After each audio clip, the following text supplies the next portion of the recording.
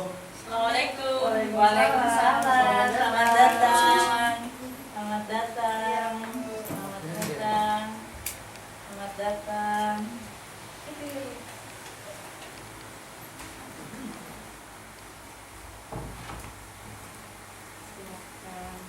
Silakan duduk.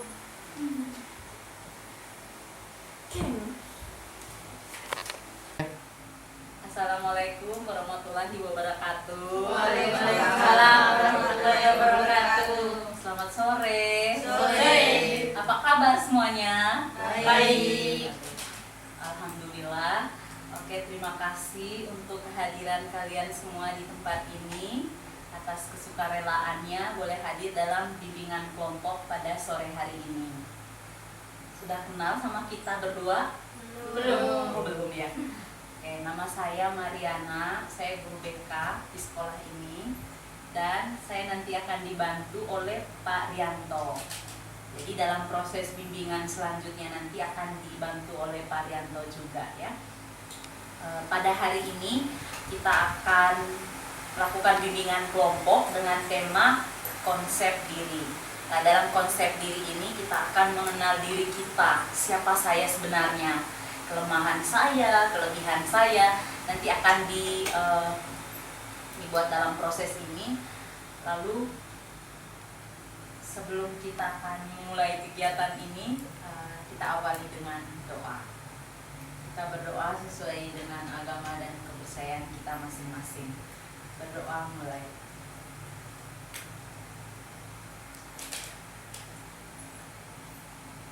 Berdoa selesai. Oke, selanjutnya dipandu oleh Pak Rianto. Ya, terima kasih. Selanjutnya biar kita lebih kenal lagi. Nah, gimana kalau kita bikin permainan tentang perkenalan diri? Boleh. Boleh? Biar lebih akrab lagi ya.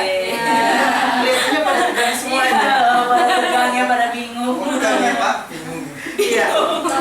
Permainan cukup mudah. Caranya memperkenalkan diri, kemudian hobinya ya. Iya. Tapi nanti berkelanjutan. Misal dari saya, kemudian saya oper ke Mbak sebelahnya.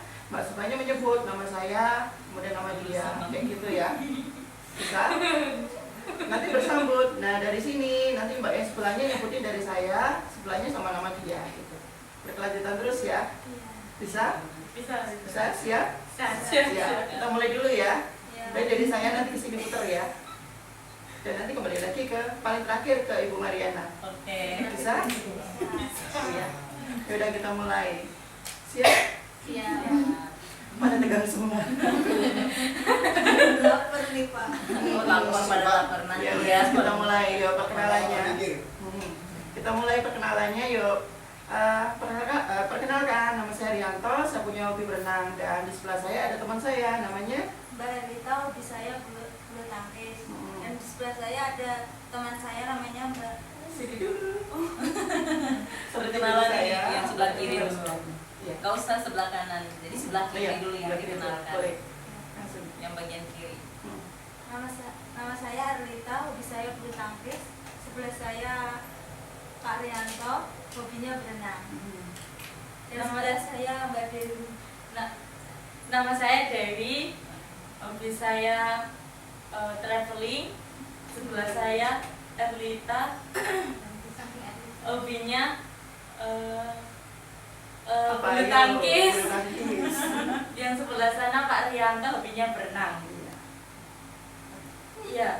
Nama saya Tulus, tapi saya mancing. Yang sebelah saya ada Pak Rianto, Mbak Erlita, Mbak Dewi. Dia hobinya berenang, bulu tangkis, sama traveling. Lanjutnya. Nama saya Desi, hobi saya bikin kue. Ya, di samping saya ada Tulus, hobinya mancing, dan di samping Tulus ada Mbak Dewi, hobinya traveling. Di samping Mbak Dewi ada Elita, hobinya bulu tangkis, dan di samping Elita ada Pak Rianto yang mempunyai hobi Hobinya renang. Hobinya renang. Renang maksud saya itu. Iya. Renang.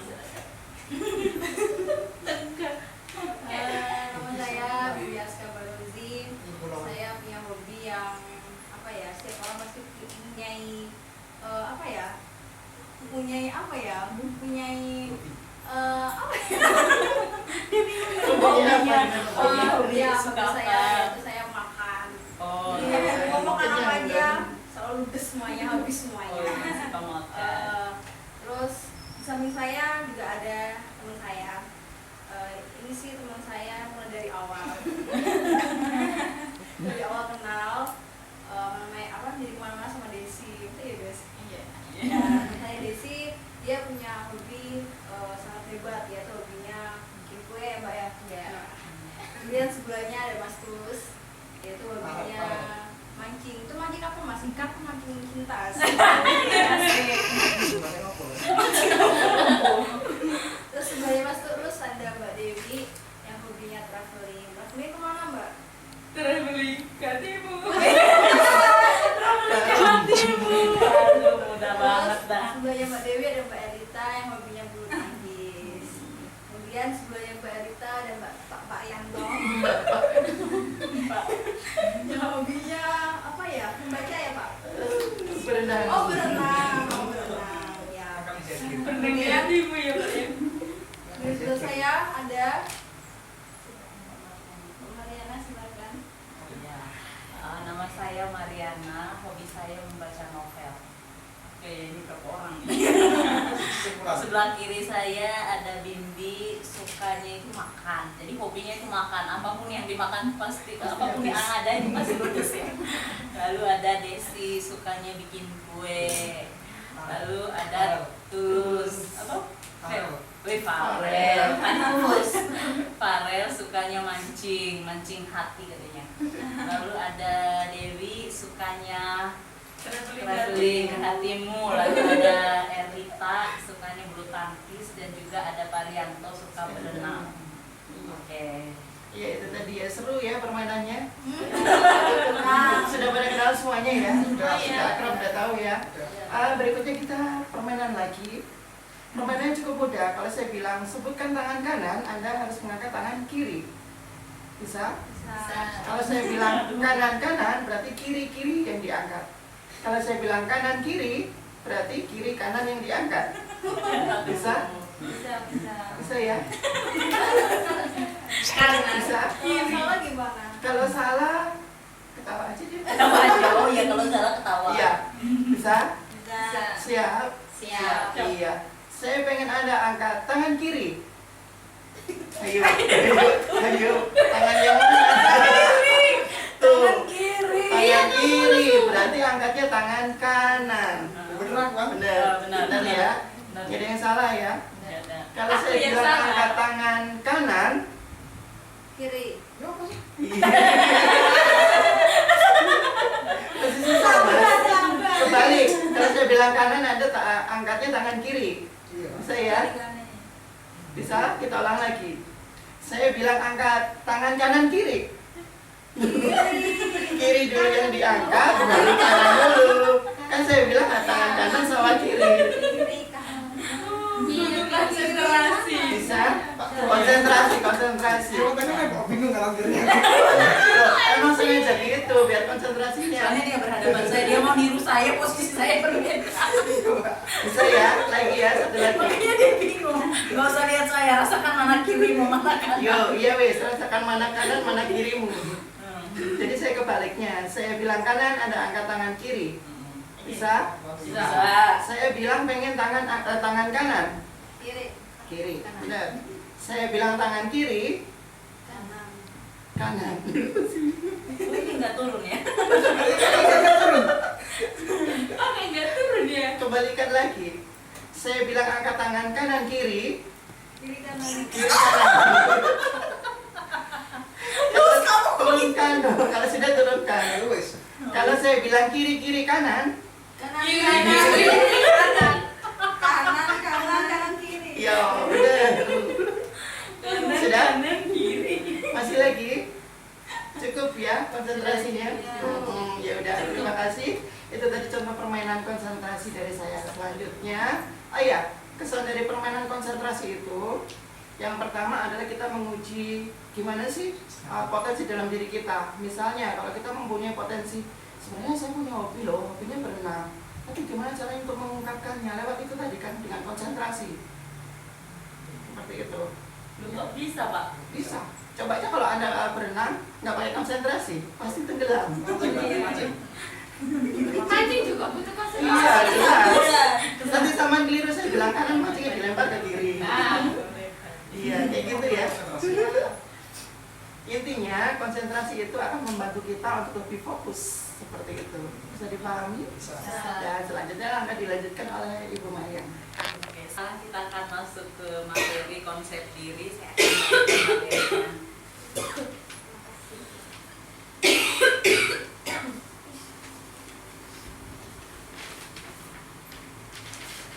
Muncul Luhut.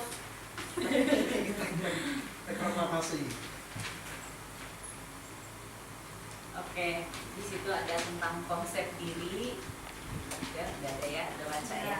Konsep diri adalah pandangan individu mengenai siapa diri individu itu. Jadi lewat informasi yang diberikan oleh orang lain maupun juga oleh dirinya sendiri. Jadi konsep diri itu artinya siapa saya yang dipandang oleh diri saya sendiri dan juga oleh orang lain. Itu mengenai pengertian dari konsep diri. Lalu apa faktor pembentuk konsep diri? Pasti kan ada faktor. Jadi supaya tahu siapa saya, bertanya seperti itu pasti ada faktornya. Ada faktor yang membentuk orang itu ingin mengetahui siapa dirinya, apa kelemahannya, ada apapun kelebihannya. Lalu faktor-faktor itu adalah bentuk tubuh.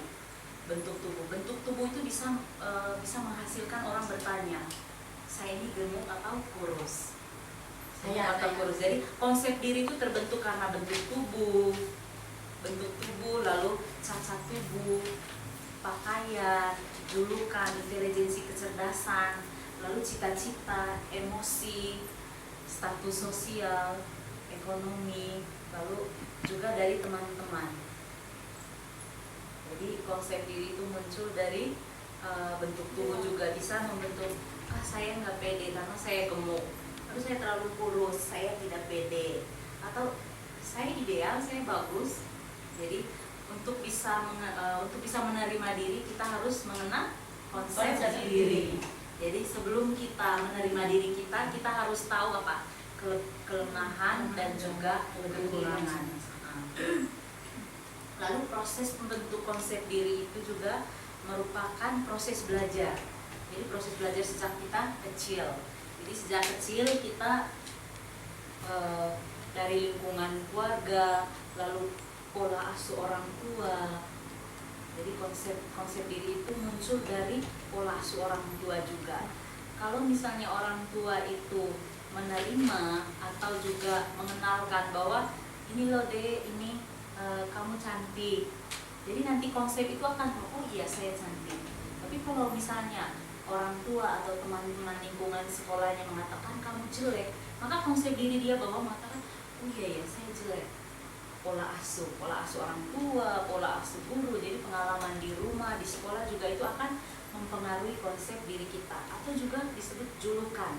Kalau orang sudah disebut dijuluk, dia itu penjahat, dia itu suka mencuri, itu juga akan membentuk konsep diri dia. Oh, saya ternyata itu jahat ya. Jadi akan membentuk dalam mindset dia, dalam otak dia akan mengatakan, saya nggak bisa apa-apa karena saya bodoh. Itu karena kebiasaan kan di sekolah itu kan kena julukan gimana ya, pencuri. Itu juga akan membentuk konsep diri anak tersebut. Jadi minder, jadi apa ya? Jadi tertekan, juga jadi tertutup karena faktor pembentuk konsep diri itu juga dari julukan, lalu juga mungkin dari status keluarga, anak miskin, anak orang miskin, itu juga membuat dia minder. Untuk proses pembentukannya itu melalui pendidikan pola asuh orang tua, lalu lingkungannya di antara keluarga, di tengah keluarga, lalu juga lingkungan sekolah, lingkungan bermain anak.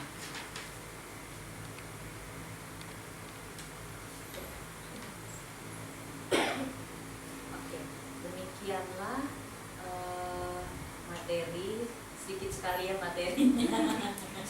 Sedikit tapi mengena. Jadi apa tujuannya kita mengetahui konsep diri? Itu tadi yang disampaikan. Apa tujuannya? Supaya kita bisa mampu mengaktualisasikan diri kita.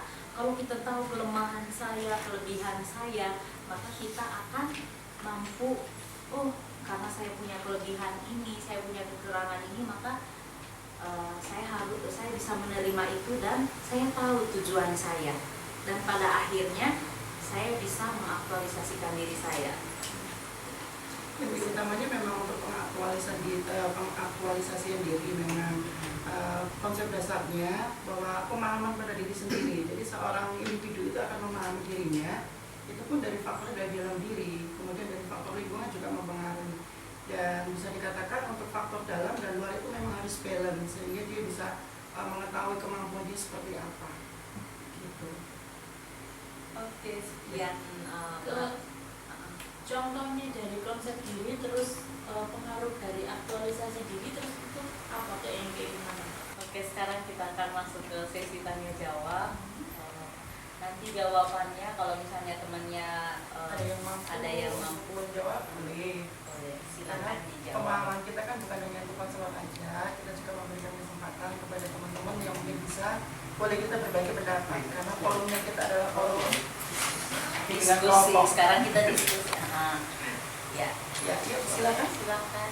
Itu apa Pak Mbak ya, kalau misalnya saya tadi masih belum punya gambaran tentang konsep diri itu yang seperti apa, terus aktualisasi juga itu yang kayak gimana, bisa langsung contoh real gitu biar kita itu bisa memahami ini loh namanya konsep diri, ini loh namanya aktualisasi diri gitu. Ada bingung di situnya. Maka Atau dari Mbak Pinky, Mbak Desi ya. Tidak apa-apa ya, silakan. Kalau setahu saya ya, mengenai konsep diri itu memahami dirinya sendiri, bagaimana sih aku ini. Jadi semua jawaban itu berada pada dirinya sendiri. Kalau setahu aku konsep diri itu seperti itu. Kalau yang aktualisasi itu yang masih belum paham. Mbak Pinky mungkin bisa beri tambahan. Ya mau kayak Desi kan.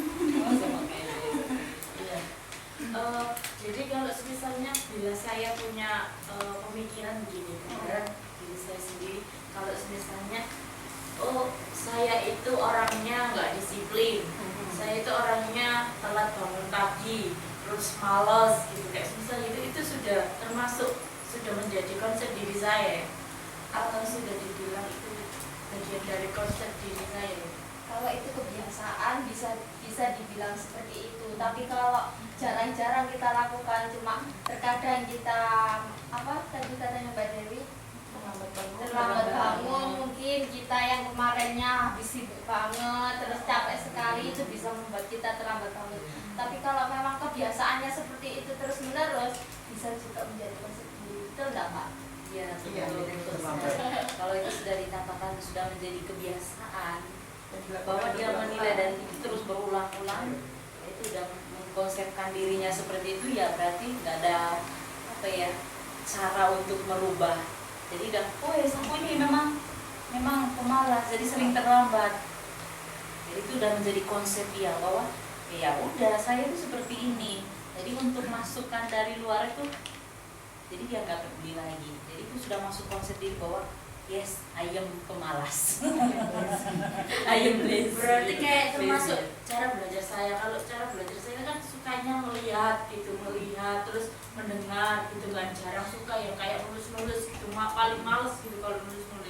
Jadi kalau mendengar atau melihat ini masih suka, masih kayak sering memperhatikan daripada nulis itu berarti juga termasuk bagian dari konsep diri kayak gitu ya contohnya. Itu Bisa salah satu dibilang cara ya, Pak? pembentukan. Cara pembentukan karena dari diri pribadi memang sudah mengatakan bentuk saya seperti ini karena saya mempunyai pola seperti ini. Jadi yaitu karena bentukan pola itu sehingga masuk ke dalam dirinya ternyata aku ini kalau belajar harus melihat dan membaca. Saya nggak usah nulis, makanya sehingga konsepnya sudah terbentuk bahwa dengan membaca menulis saya bisa. Gitu. Saya disuruh lari-lari kemudian belajar saya nggak bisa seperti itu. Oke, paham. Kalau aktualisasinya mungkin Aktualisasi masih belum Bisa ada contoh. Kalau aktualisasi diri itu artinya dia mampu mengekspresikan dirinya, mengaktualisasikan. Misalnya nanti kalian, saya tahu kelemahan saya bisa ngitung, saya tahu kelebihan saya bisa ngitung, saya nggak bisa menghafal. Lalu tujuan selanjutnya apa? Saya memilih jurusan IPA. Kalau saya bisa ngitung, saya milih jurusan IPA. Lalu dia mengaktualisasikan di IPA itu. Jadi dia masuk di jurusan IPA, lalu nanti juga perguruan tingginya yang IPA.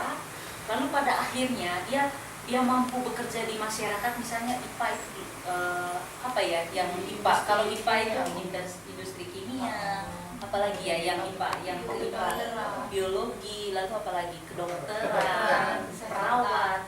Artinya dia bisa menggunakan segala kemampuan dirinya, potensi dirinya untuk pada akhirnya dia mampu berperan di masyarakat.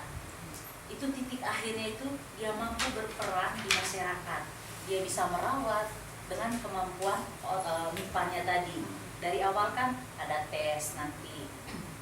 Saya kelebihannya di sini. Nanti kan ada tes di sekolah, tes nanti kalau kalian udah kelas 12 nanti kan ada tes untuk perguruan tinggi selanjutnya. Nanti mengaktualisasikannya dengan apa? Masuk jurusan MIPA. Misalnya saya mau mengambil keperawatan, sarjana keperawatan. Nanti pada akhirnya kalian bisa, misalnya Dewi bisa menjadi perawat dan bisa melayani rumah sakit. Artinya dia mampu mengaktualkan ilmu-ilmu yang dia dapat di MIPA itu, dan pada akhirnya dia bisa merawat orang sakit gitu. Jadi pada akhirnya endingnya itu dia bisa berperan di masyarakat gitu. Itu artinya mengaktualisasikan. Oke, paham. Mungkin ada lagi. Mas Tulus masa apa? Mbak Desi Sudah, Pak. Ada masukan lagi, jangan diumpat. Saya ngantuk. Oke, sekarang kita akan refleksi. Nanti ada media di sini. Saya mengajak kalian untuk bagikan, kalau dibagikan satu-satu.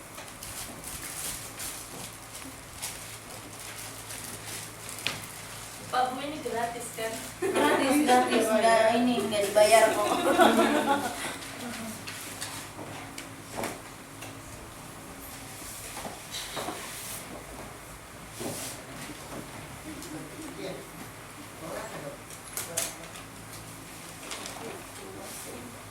Ini ngambil 7.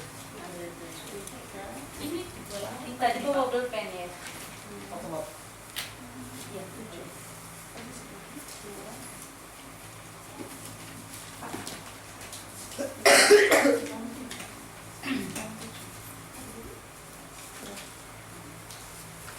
aku yang merah.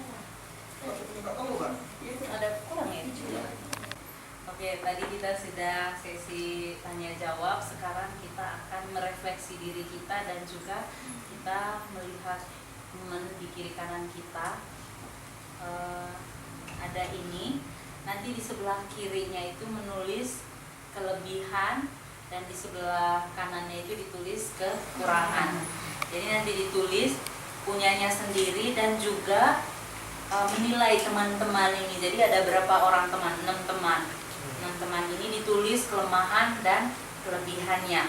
Lalu ada kertas ini nanti di double tip, ditempel ada, berarti ada 6 ya, 7 ya. Ada 7 ini tentang kelemahan dan kelebihan diri, ditempel di sini. Lalu nanti pada akhirnya dibawa pulang, ditempel di kamar masing-masing, dinding kamar ini ya, meja belajar ya. Iya. Oke. Mbak, ini sekarang- nanti ditempelnya boleh terserah ya, mau di sini, di sini. Iya boleh, terserah. Termasuk maunya seperti apa, boleh, nggak apa-apa. Sesuka hatinya ditempel. Jadi yang penting kita menulis tentang kelebihan dan kelemahan. Cukup 2 aja. 2 kelebihan, 2 kelemahan. Itu untuk diri sendiri. dan juga kelebihan dan kelemahan dari temannya itu tadi dua ya, dua kelemahan dan juga dua kelebihan. Sudah? Yang pertama. Oke, silakan mulai. Penyakitnya. Yang pertama punya kita.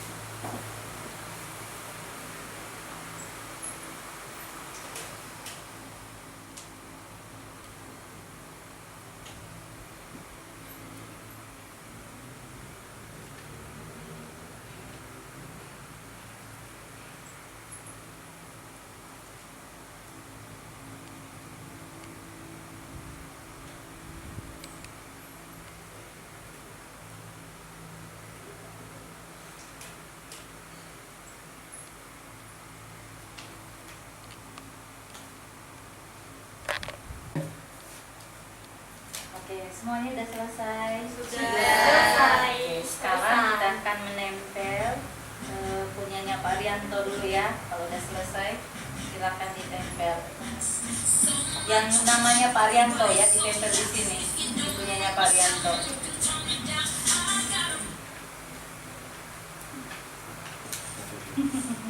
Bunyi itu nanti. Udah. Nanti kita akan berjumpa lagi di minggu depannya di bimbingan kelompok selanjutnya. Sekian dan terima kasih. Assalamualaikum warahmatullahi wabarakatuh. Waalaikumsalam warahmatullahi wabarakatuh. Amin. Oke, udah. Oke, sudah selesai semuanya. Oke, sekarang kita menempel di sini yang punyanya Pak Rianto ya. Yang punya Pak, ini kepreknya Pak Rianto. Silakan ditempel satu persatu. Oke. Yang namanya Pak Rianto jangan ketukar.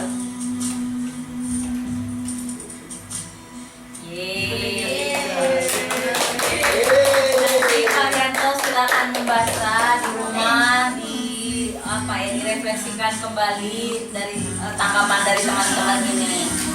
Oke, demikianlah. Gimana perasaannya? Siapa yang mau mengungkapkan perasaannya? Silakan dari proses awal sampai akhir. Senang, terhibur. Senang, terhibur. Apalagi dari materinya. Enak bisa menilai orang, jadinya bisa tahu diri kita sendiri, diri orang lain, semuanya. Akhirnya kenal. Kita jadi tahu apa itu konsep dia. Oke, nanti minggu depan kita akan masuk ke bimbingan kelompok materi yang lain lagi. Untuk sementara nanti ini dibawa pulang, tempel di meja belajarnya, dilihat dan direnungkan kembali. Nanti minggu depan akan diceritakan, disyairkan kembali tentang penilaian teman-temannya ya. Oke, sekian dan terima kasih. Assalamualaikum warahmatullahi wabarakatuh. Waalaikumsalam warahmatullahi wabarakatuh.